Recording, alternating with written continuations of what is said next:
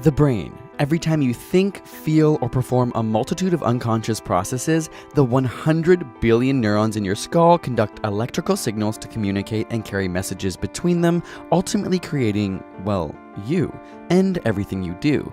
It's the most complex, essential, and identifiable organ in the body, acting as the center of the nervous system in all vertebrates. But what if how you think and feel isn't just controlled by the brain and central nervous system, but in fact a second brain that you didn't know about? The brain uses the vagus nerve to connect and communicate with many parts of the body, including the vocal cords, heart, lungs, and most of the digestive tract. It also uses this nerve to convey fight or flight messages to the body, which explains why you might experience a cracking voice, racing heart, shortness of breath, and a knot in your stomach when you're really stressed or nervous. But while this extensive network is constantly sending signals from the brain to your body, scientists have noted that 80 to 90% of the nerve fibers in the enteric nervous system are actually going from the gut to the brain.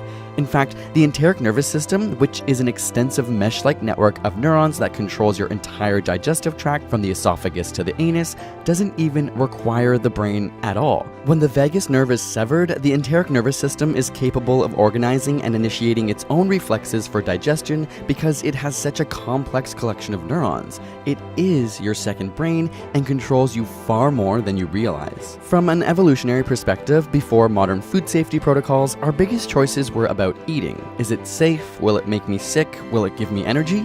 This is why we would need a direct line of communication between the gut and the brain.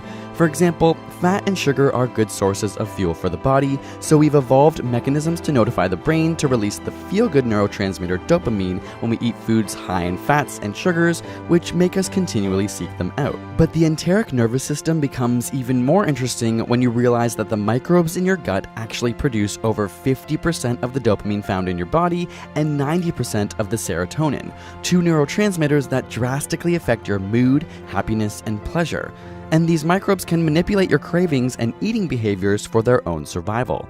Your diet affects which bacteria thrive, but as a result, the flourishing bacteria in your gut can then send signals to the brain via the vagus nerve to tell you to keep eating the foods that they love. This is why some scientists have suggested that treatment with probiotics or fecal transplants could be an effective therapy for overeating, by getting rid of certain bacteria that generate intense cravings for high-fat and high-sugar foods. In fact, current research is pointing to a gut with healthy microbiomes as a strong predictor of emotional and mental health. Mice raised in sterile environments where no bacteria could colonize their gut exhibit social traits similar to those seen in humans on the autism spectrum.